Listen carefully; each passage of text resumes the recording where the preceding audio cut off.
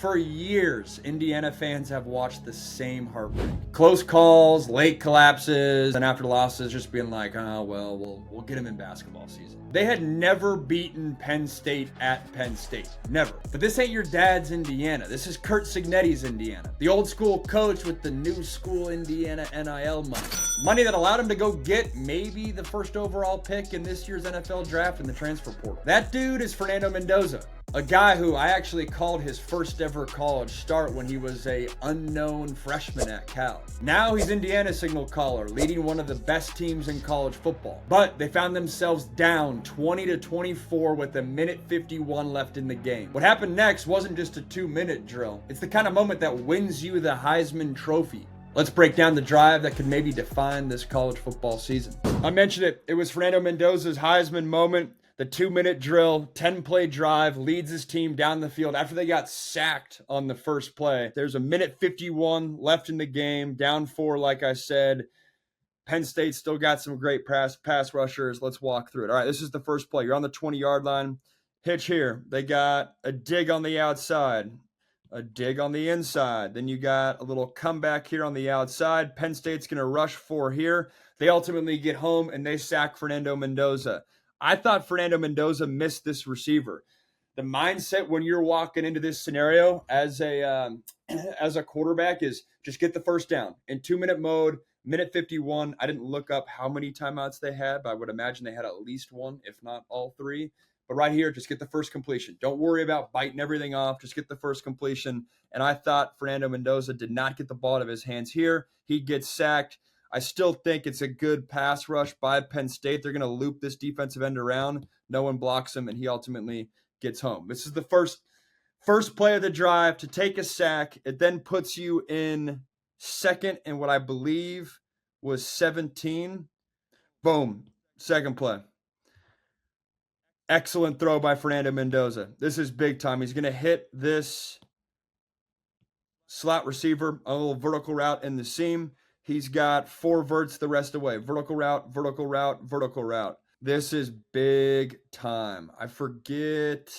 We'll play it out, but ultimately he's going to hit this receiver right here. He's going to take a hit. Look at how early he throws this. The anticipation, again, to have this be the response when you're on the road, just took a sack, your brain's scrambling.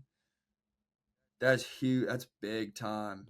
He does this a couple times. These are the throws that'll get you drafted. You got drafted number 1 overall, low key. It's a 1 high safety. All these DBs are soft, but it's really only a 1 high safety. Right here, to me, if I'm a quarterback, the big difference is this safety's rolling down to play underneath the number 1 receiver, but then on the top, when you're trying to compare the sides, this safety, it's almost like bracket coverage with this linebacker. So it's like 2-on-1 up here, and then this safety's rolling down, so it leaves you a crease right here for this slot receiver to take advantage. And Fernando Mendoza will hit this same exact route, different structure, but same exact route later on in the game. That's an absolute dime. That's a hard throw to make. And then third play, all right, they spike it.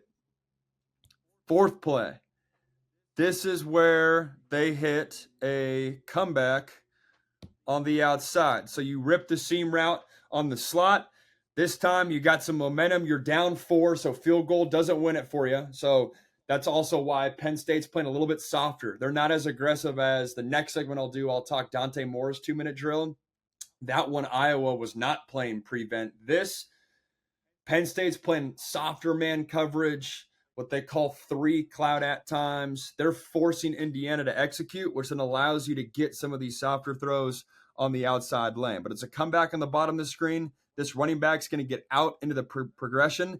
That's a big deal because he holds this linebacker. This linebacker's got to cover the back, and it doesn't allow the linebacker to buzz out underneath that corner and allows you to have free access on the bottom of the screen and then and pick up that conversion. You got a little post here by the slot, a little dig behind it, but again, he's ultimately going to go down here to the bottom of the screen. The coverage here, because I know some of you guys like that, the X's and O's here. It's what I'll call a soft cover 1 robber. So the robber means the safety's coming down and looking to rob seam routes and dig routes and whatnot. This safety's going to come back. This safety's coming underneath. Rat. Sometimes when you're watching football, you'll hear a cover one rat. Rat means a linebacker is this guy floating around. Robber means it's a safety. That's the guy that's thrown around. Sometimes you'll hear people just kind of interchangeably throw those terms out. That's not the case. Rat is different than robber. Pretty sure I threw a pick against Penn State in 2017 when Marcus Allen was his name, right? Running safety, running cover one robber. Anyways, good job by Mendoza here. Soft coverage, bottom of the screen. Penn State rushing 4. 1, 2, 3, ball out, get a completion. Now we're rolling. 50-yard line, got some momentum, moving the chains. Here, you got a little hitch here, slot fade that they miss on the top of your screen, and then you got a slant on the bottom of the screen. This time, Penn State's going to elect to bring pressure. They're bringing this linebacker. Thing that jumps out to me, and it's been a common talking point when talking about Fernando Mendoza, really ever since he transferred to Indiana, but it held true versus Cal, is his footwork. His footwork, that's something we're going to hear a lot about when he's looking towards the NFL draft here in a couple months. I think his footwork is poor here. This is actually a bigger trend in college football with a lot of these college quarterbacks hanging out in shotgun. Sometimes you just kind of see like the one step and then they just kind of float, right? It's like one and then they just kind of hop. It's the first time I've stepped up in a breakdown rather than the full like 3 and a hitch and timing and tempo. Sometimes it hurts a quarterback because I think if Fernando Mendoza right here takes a true 3-step drop and a hitch, it will allow this receiver to get through this fist fight that he's ultimately going to have with this DB. And there's yards here. And Penn State's, again, bringing pressure up the middle. So things heat up on Fernando Mendoza. I'll play it right now. But look at his footwork. And it's unnecessarily quick. Yes, they're putting pressure on him, but take the full 3. Don't do like the one hop, shuffle, spit it out there. Because if he takes the full 3 on time, it will allow, so if he was like 1, 2, 3, and then now starts to hitch up, it will allow his receiver to get through this fist fight here, and there's yards to be had down here. So sometimes you see that like quick shuffle, hoppy footwork, which Fernando Mendoza's footwork, it's not as bad as like I've been critical of John Mateer's pocket presence. Fernando Mendoza's not that way, but it's certainly not a strength. Like if I'm an NFL GM, Fernando Mendoza's ability to navigate the pocket, and actually I want to be careful with the terms I'm using because navigate the pocket is more of a concern and area of growth for John Mateer and Arch Manning. Literal footwork, also a concern with Arch Manning. Not as much with Mateer per se. Mateer's more like navigating the pocket. Like I don't think he has as good of a feel as some of these guys. Mendoza, like literally his footwork itself, like he false steps almost every single one of these drops in this breakdown. I wish I had a back view. Put a pin in that. You'll have to come back for off-season Fernando Mendoza breakdowns. He false steps on like every drop, which the point I'm trying to bring home is that gets him off timing with this slot receiver, and he misses this. Versus you can see this slot receiver coming open. There's points to be had. He misses there. That's enough on an incompletion, Max. Move on to the next one. I got you. All right. Then we're going the 6th play of the drive. This is another big-time seam throw. If his best throw, these two were 1A and 1B. The seam throw to the bottom of the screen to the slot receiver 2 plays ago was phenomenal. He's going to do it again right here. Again, it's 4 verts. You got a vertical route at the bottom of the screen, and then you got a vertical route in the slot. That's ultimately who gets this ball. Vertical. This guy in the slot can bend his route towards the middle. Deja vu. I threw this exact route, very similar position on this field in 2017 versus Pitt to Chris Clark. It was a bang throw. I'm going to be honest, kind of a dime. He got hit, dropped it, but I remember being like, damn, that was right on the money because it was on time versus very similar coverage.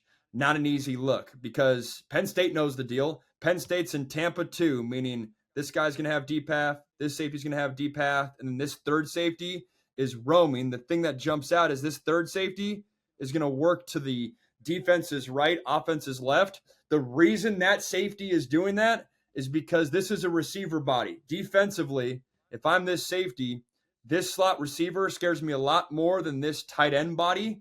And so right here, Fernando Mendoza, he knows that. But you still, if you're going to be on this field, you got to come up with this play. I think that's a tight end. But it's noteworthy because he's working against, I'll play it right here, where the safety's moving, right? This safety dropping towards this number 2. There's no safety dropping towards that number 2, and it allows him to get right here into this pocket. This is on time. This is a phenomenal throw by Fernando Mendoza. Also, pet peeve, if you're a safety or a DB watching this, in 2-minute mode as a quarterback, offensively, I want to hit seam routes to the boundary against the will defender because usually the will's the worst cover guy. Seam routes and dig routes. So if you're a safety, dude, sometimes I feel like they drop themselves out of the play. It's why people hate prevent. It's why people say prevent defense prevents you from winning. Because this safety, dude, trust your speed. Don't get so deep. Like, know what the offense is trying to do. You have a corner at soft, he just drop. That's what I want you to do if you're a quarterback.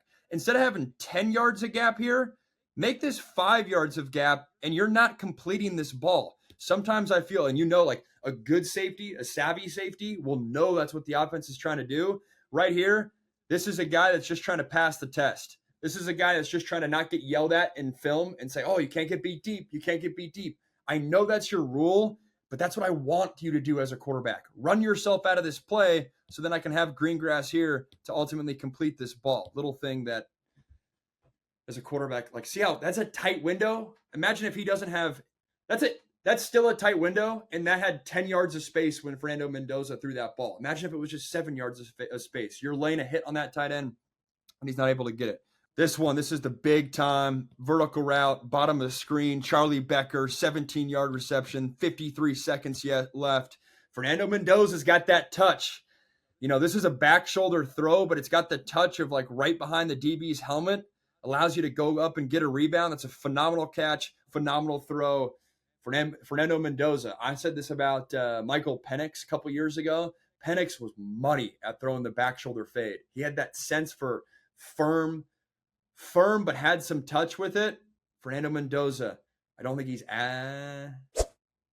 not as lethal as Michael Penix at this stage throwing the deep ball, but he throws a good deep ball, man.